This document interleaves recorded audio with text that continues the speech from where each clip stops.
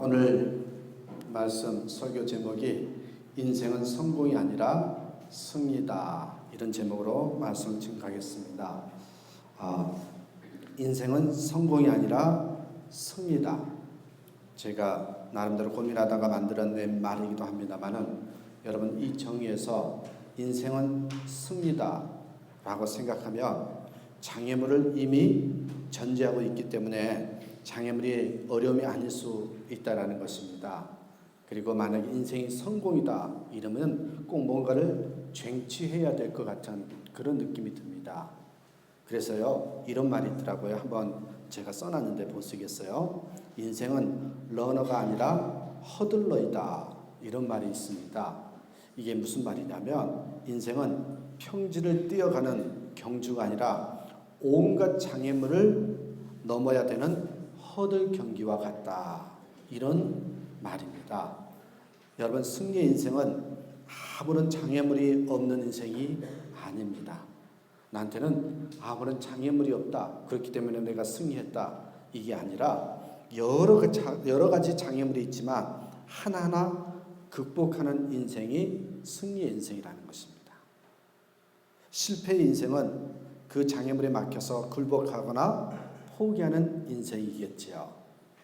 여러분, 승리의 인생을 소원합니까? 그렇다면 장애물과 고난을 극복하는 방법을 배워야 한다는 겁니다. 막연히 내 인생 가운데 장애물이 나타나지 않기만을 바라서는 안 됩니다. 그렇게 바라고 있으면 그것은 한마디로 착각입니다. 요 본문을 보면 출애굽한 이스라엘에게 첫 번째 장애물이 나타났죠. 첫 번째 장애물 치고는 아주 큰 겁니다. 앞에는 홍해바다, 뒤에는 추격하는 애국 군대. 처음부터 초대형 이 장애물을 만난 이스라엘 백성들은 당황하면서 벌벌 떨 수밖에 없었습니다. 이 애굽에 압제해서 해방돼서 이제는 살았다, 이제는 살만하다, 이런 줄 알았는데 그게 착각이었습니다. 이스라엘이 엉겁결에 탈출했지만 출애굽을 해봤자 여러분, 사실은 먼저 광야죠, 광야. 하나님의 약속하신 축복의 땅 가나안을 향할 뿐 그들이 통과할 여정은 여전히 광야입니다. 여러분, 우리도 마찬가지입니다. 보십시오. 우리가 예수 믿고 하나님의 자녀, 하나님의 백성이 됐지만, 천국으로 향하고 있지만 여전히 우리 이 땅 광야 같은 세상에 살고 있다라는 겁니다. 천국에 당도하기 전까지는 이런저런 장애물을 통과해야만 하는 것이 우리 삶의 모습입니다. 그러나 여러분, 중요한 것이 무엇입니까? 어려운 장애물이지만 하나님의 은혜와 하나님의 능력으로 극복할 수 있다라는 사실입니다. 어쩌면 처음부터 이런 사실을 가르쳐 주시고자 하나님께서요, 이스라엘 백성들에게 첫 번째 장애물을 초대형급으로 허락하셨는지 모릅니다. 봐라, 인생은 성공이 아니다, 승리다. 그러니까 장애물이 있을 수밖에 없다. 봐라, 아무리 장애물이 크더라도 내가 너희와 함께 하노라. 앞으로 무수한 장애물이 나타난다 하더라도 두려워 말라. 담대히 나아가라. 내가 너에게 승리를 주노라. 이런 메시지를 전하고 싶은 게 하나님의 마음이었을 겁니다. 오늘 말씀을 통해서 저와 여러분에게 하나님이 함께 하시는 승리의 확신이 넘치기를 소원합니다. 오늘 본문의 배경을 다시 한번 봅시다. 이스라엘은 진퇴양난의 위기를 맞이합니다. 앞에는 홍해, 뒤에는 애국 군대. 이 바로 왕은 이스라엘이 광야에 나가서 하나님께 희생제사를 드리고 돌아올 줄 알았습니다. 지네들이 가봤자 어디로 가? 이 바로 왕은 그렇게 생각했던 것 같습니다. 그런데 계속 광야로 전진한다는 정갈이 왔습니다. 그러자 바로 왕은 어떻게 합니까? 군대를 소집하고 출정합니다. 한편 여러분, 이스라엘 백성은 광야를 통과하는데 하나님이 홍해길로 인도하셨습니다. 왜 홍해길로 인도하셨냐면 그 이유는 육지 쪽은요, 블레셋이 거주하고 있었기 때문입니다. 처음부터 블레셋에 막히면 이스라엘이 지레 겁먹고 애굽으로 돌아갈까 봐 그랬던 것입니다. 그래서 홍해바다로 인도를 합니다. 그런데 어떤 상황이 됐습니까? 우리가 읽진 않았습니다만 보시겠어요? 출애굽기 14장 9절에 보니까 홍해 앞에 선 그들의 모습, 애굽 사람들과 바로의 말들, 병거들과 그 마병과 그 군대가 그들의 뒤를 따라 바알스본 맞은편 비아 히롯 곁 해변 그들이 장막친 데에 미친지라. 앞뒤로 막혀 오도 가도 못하는 신세가 됐습니다. 그때 보십시오. 이스라엘 반응이 어땠습니까? 한번 보시겠어요? 출애굽기 14장 10절 11절에서 이렇게 반응을 보입니다. 바로가 가까이 올 때에 이스라엘 자손이 눈을 들어본즉 애굽 사람들이 자기들을 뒤에 이른지라. 이스라엘 자손이 심히 두려워하여 여호와께 부르짖고 11절에 그들이 또 모세에게 이르되 애굽에 매장지가 없어서 당신이 우리를 이끌어내어 이 광야에서 죽게 하느냐? 어찌하여 당신이 우리를 애굽에서 이끌어내어 우리에게 이같이 하느냐? 여러분, 그들은 두려워서 소리를 지릅니다. 여호와께 부르짖었다는 것은 정상적인 기도가 아니라 무서워서 소리를 지른 것입니다. 그리고 모세를 향해서 원망, 불평을 늘어놓습니다. 애굽에 매장지가 없어서 광야까지 끌어내 죽이느냐 이겁니다. 그러나 그들에게 하나님이 함께해 주셨습니다. 그들은 결론적인 결과를 보시면 당당히 홍해를 건넜습니다. 추격하던 애굽 군대도 섬멸할 수 있었습니다. 이게 어떻게 가능했을까요? 하나님의 승리였습니다. 하나님이 함께해 주셨고 하나님의 방법으로 대처할 때 놀라운 승리를 거둘 수 있었던 것입니다. 그렇습니다, 여러분. 오늘 이 홍해 바다를 걷는 이야기를 통해서 우리에게 장애물이 있을 때 우리가 구체적으로 어떻게 승리할 수 있을까? 그 세 가지 방법이 나옵니다. 여러분, 오늘 말씀은 여러분에게도 해당되는 말씀이지만 목회를 하고 있는 저에게도 해당되는 말씀입니다. 그래서 저를 향한 말씀이라고 생각하면서 한번 말씀을 준비해 봤더랬어요. 자, 세 가지 방법이 있는데 첫 번째는 어떻게 하느냐? 가나안 땅을 향해서 앞으로 뭐예요? 전진하는 것입니다. 전진하는 것입니다.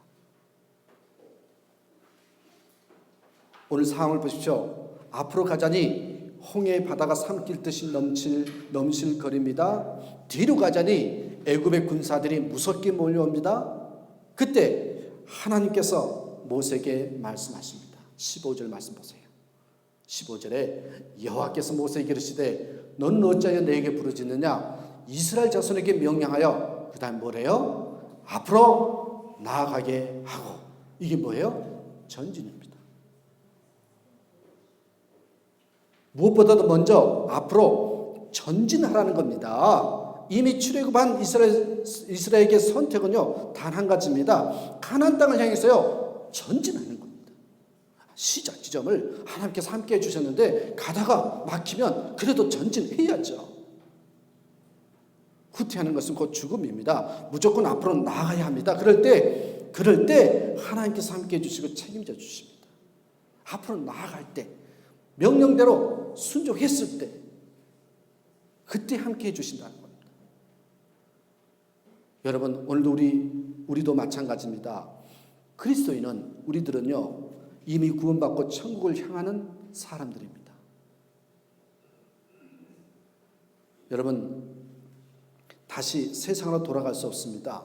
형통해도 유혹에 빠져 세상으로 돌아가면 안 됩니다. 고난이 닥친다고 낙심한 나머지 신앙을 포기하고 세상으로 돌아서도 안 됩니다. 신앙생활은 오직 전진입니다. 설날 여러분 전통놀이 가운데 우리 얼마 전에 했죠. 윷놀이 기억나십니까? 이 윷놀이가 있는데 여러분 윷놀이 이 말판을 놓을 때 말판은 다 앞으로만 가지요. 근데 하도 심심해서요. 원래 변칙 하나 만들어 놓은 게 백도입니다. 백도. 원래 윷놀이에는 백도가 없습니다. 근데 이걸 나중에 만든 것입니다. 말은요 앞으로 전진하게 돼 있다는 말이죠. 여러분 그렇습니다. 창세기 19장에 보면 소돔성이 유황불로 심판을 당하는 장면이 나옵니다.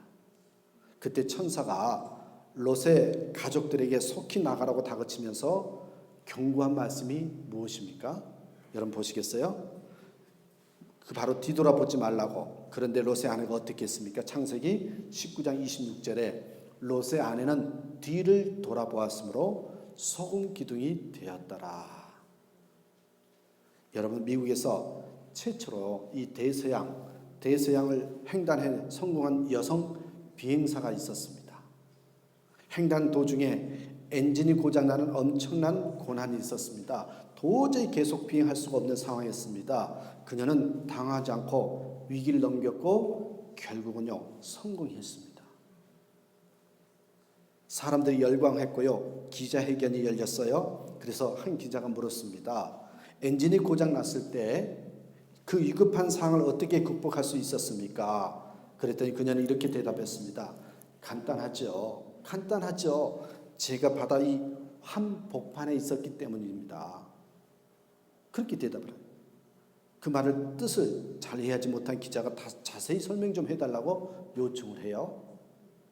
그때 이 여자 비행사가 그때는 이미 대서양의 절반을 넘어왔을 때였습니다. 그런데 어떻게 돌아갈 수 있었겠습니까? 포기하면 떨어져서 죽지요. 그 당시 제가 할 수 있는 것은 앞으로 가는 것밖에 없었습니다. 선택의 여지가 없었다는 것입니다. 여러분 우리 신앙생활도 마찬가지입니다.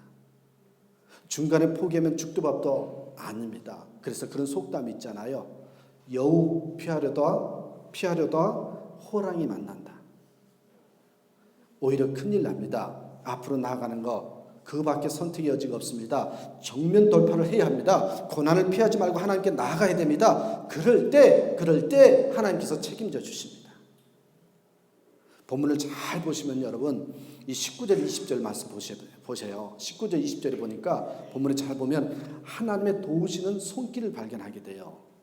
19절 20절에 이스라엘 진 앞에 가던 하나님의 사자가 그들의 뒤로 옮겨가매 구름 기둥도 앞에서 뒤로 옮겨 20절에 애굽진과 이스라엘 진 사이에 이르렀으니 저쪽에는 구름과 흑암이 있고 이쪽에는 밤이 밝음으로 밤새도록 저쪽이 이쪽에 가까이 못하였더라. 여기 하나님의 사자는 천사를 가리킵니다. 어떤 구약학자는 성육신 소위 말하면 예수 그리스도를 암시한다고 하는데 어쨌든 하나님의 임재를 가리킵니다. 하나님의 천사가 이스라엘 앞에서 인도하고 있었는데 이제 이스라엘 뒤로 옮깁니다. 애국 군대 쪽으로 컴컴하게 하고 이스라엘 쪽은 환하게 했다는 거예요. 이게 뭡니까? 이스라엘을 보호하시는 하나님의 손길을 상징합니다. 그렇다면 여러분 하나님은 우리 인생길을 앞에서 인도해 주십니다. 그러다가 어려움을 만나면 우리 뒤에서 도와주십니다. 앞에서도 뒤에서도 도와주시는 하나님. 그래서 복음성가에 나의 등 뒤에서 나를 도우시는 주, 그런 복음성가가 있지 않습니까? 여러분 한번 성경 구절 보시겠어요? 이사야 52장 12절에 보니까 여호와께서 너희 앞에서 행하시며 이스라엘의 하나님이 너희 뒤에서 호위하시리. 기가 막힌 말씀 아닙니까? 앞에서 행하시고 뒤에서는 호위해 주시는 하나님. 여러분 우리 앞에 어떤 장애물이 나타나고 고난이 닥쳐도 오직 앞으로 전진하시길 바랍니다. 낙심하거나 포기하지 마십시오. 하나님의 도우심을 믿고 담대히 나아가시길 바랍니다. 그러면 반드시 하나님의 승리를 여러분이 체험할 수 있다는 겁니다. 자, 장애물이 있을 때 승리하는 인생이 되기 위해서는 두 번째 방법이 있어요. 뭐예요? 믿음으로 하나님을 바라보는 것입니다. 여러분 두 번째 결론을 먼저 말씀드릴까요? 죄송합니다만은 절대로 여러분 믿음이 없으면요 하나님을 바라볼 수가 없습니다. 믿음이 없는 사람은요 당연히 환경을 바라볼 수밖에 없어요. 그러니까 하나님을 바라보려면 믿음을 가져야 되는 거죠. 그래서 믿음으로 하나님을 바라보는 것입니다. 이스라엘 백성의 앞에는 홍해, 뒤에는 애국 군대 상황에서 두려워 떨고 난리를 칠 때 모세는 어땠습니까? 모세의 장면 한번 보십시오. 이 출애굽기 14장 13절 14절을 보니까 모세의 모습이 나와요. 모세가 백성에게 이르되 너희는 두려워하지 말고 가만히 서서 여호와께서 오늘 너희를 위하여 행하시는 구원을 보라. 너희가 오늘 본 애굽 사람을 영원히 다시 보지 아니하리라. 14절 여호와께서 너희를 위하여 싸우시리니 너희는 가만히 있을지어다. 여러분 무슨 말입니까? 하나님이 함께해 주신다. 하나님이 도와주신다. 모세는 백성들에게 하나님의 승리를 외칩니다. 여러분 믿음이라는 게 무엇입니까? 쉽게 생각하면 하나님을 바라보는 것입니다. 백성들은 상황만 바라봅니다. 그런데 모세는 상황도 보지만 영적인 눈을 떠서 누구를 바라봅니까? 하나님을 바라봅니다.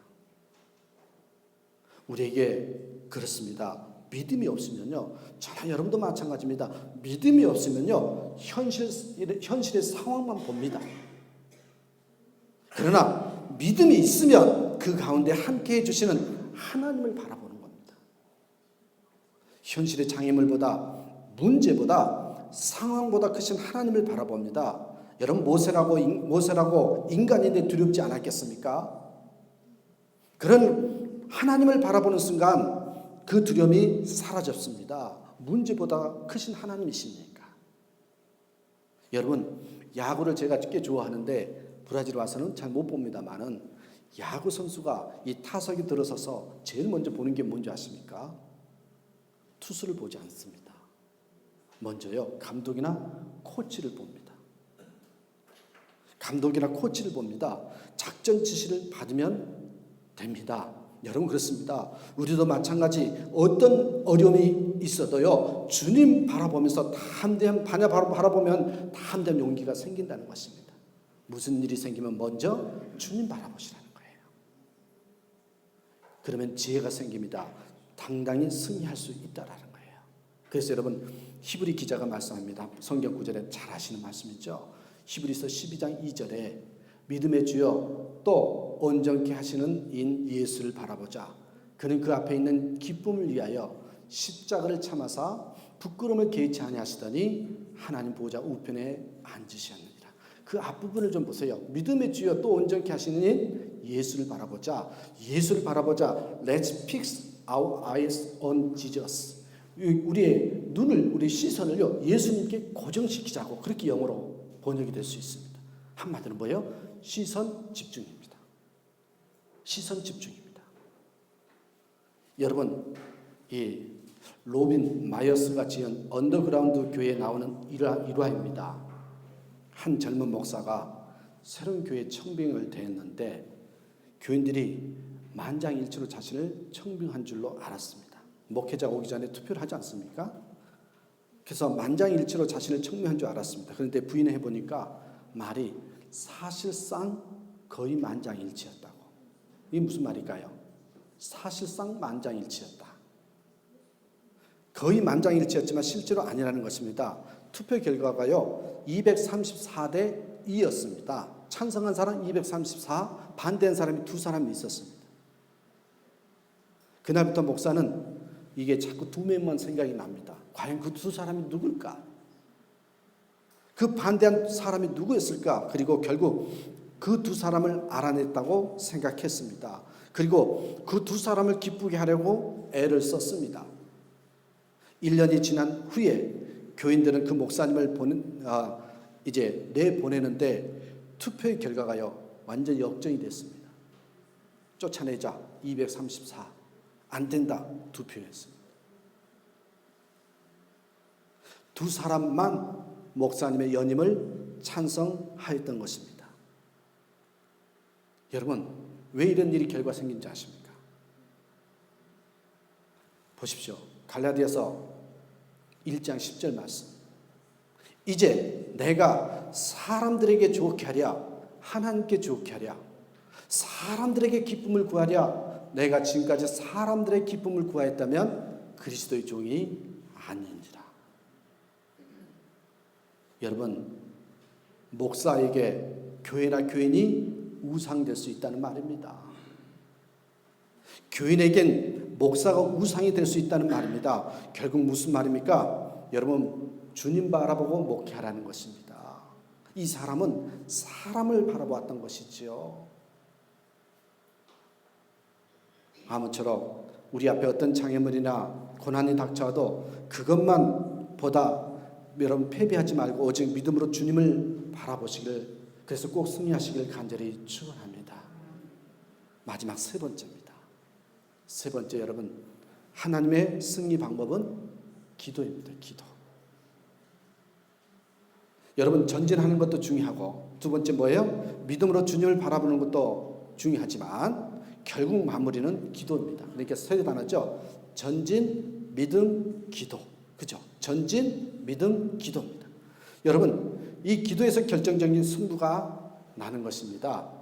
하나님께서 마지막으로 모세에게 명령한 한 가지가 있습니다. 뭔가요? 16절 말씀 보세요. 모세에게 명령한 마지막 한 가지, 16절에 보시면 여러분, 지팡이 들고 손을 내밀라 그러죠. 지팡이를 들고 손을 바다 위로 내밀어 그것이 갈라지게 하라. 이스라엘 자손이 바다 가운데서 마른 땅으로 행하리라. 저 보세요. 여러분, 이 지팡이는 본래 모세의 지팡이 막대기에 불과했습니다. 그런데 출애굽기 4장에 보시면 하나님의 이적을 체험한 지팡이입니다. 그때부터 이 지팡이 모세의 지팡이가 아니라 하나님의 지팡이라 불렀습니다. 그 지팡이를 잡는다는 것은요, 하나님의 인재 약속을 확신한다는 것입니다. 이 지팡이를 잡고 있다, 하나님의 인재를 확신한 것이고, 그 지팡이를 들었다. 여러분, 이것은, 손을 드는 것은 하나님께 모든 것을 맡기고 기도하는 것을 의미합니다. 그러니까 하나님이 마지막 명령하신 게 뭡니까? 기도입니다. 기도. 모세가 이 명령에 순종합니다. 그러자 여러분, 어떤 일이 벌어졌어요? 성경 구절 보세요. 오늘은 제가 성경 구절을 많이 봅니다. 21절 보세요. 21절 본문에 모세가 바다 위로 손을 내밀매 여호와께서 큰 동풍이 밤새도록 바닷물을 물러가게 하시니 물이 갈라져 바다가 마른 땅이 된지라. 기도했더니요. 기도했더니요. 이 소리입니다. 여러분, 하나님이 동풍을 불게 하셔서 바다가 갈라지게 하고 여러분, 바닥이 마른 땅이 됩니다. 그리로 이스라엘 백성이 건너간 것입니다. 제가요, 이 본문을 묵상하다가 문득 이런 생각을 해봤습니다. 모세가 지팡이를 들고 기도할 때 홍해에 넘칠거리는 파도를 보고 뭐라고 했을까? 아마 모세가 이렇게 외쳤을 것 같습니다. 홍해야 비켜라, 홍해야 비켜라, 이렇게 아마 외쳤을 것 같습니다. 하나님이 동풍을 불게 하셔서 그랬더니 바다가 갈라지고 바닥이 마른 땅이 된 것입니다. 그리로 이스라엘 백성들이 건너간 것입니다. 여러분, 그렇습니다. 담대하게 외치면서 기도할 때 하나님의 역사가 일어났다라는 것입니다. 여러분, 재밌는 것이 홍해가 갈라졌어요. 이것이 이스라엘에게는 승리였지만 애굽 군대에게는 실패였죠. 실패. 그렇잖아요. 마른 땅으로 건너가는 이스라엘을 애굽 군사들이 뒤따라갑니다. 그때 하나님이 모세에게 또 명령합니다. 보세요. 27절 28절. 우리가 보진 않았습니다만은 오늘 본문 뒤쪽에 보면 27절 28절에 이렇게 나와요. 모세가 곧 손을 바다 위로 내밀매 새벽이 되어 바다의 힘이 회복된지라 애굽 사람들이 물을 거슬러 도망하나 여호와께서 애굽 사람들을 바다 가운데에 엎으시니 28절. 물이 다시 흘러 병거들과 기병들을 덮되 그대 뒤를 따라 바다에 들어간 바로의 군대를 다 덮으니 하나도 남지 아니하였더라. 여러분, 홍해물이 다시 합쳐짐으로써 모든 애굽의 병거와 군사들이 수장됩니다. 고고학자들이 그 부분에서 유물을 많이 발견했죠. 이게 바로요, 기도의 능력이라는 겁니다.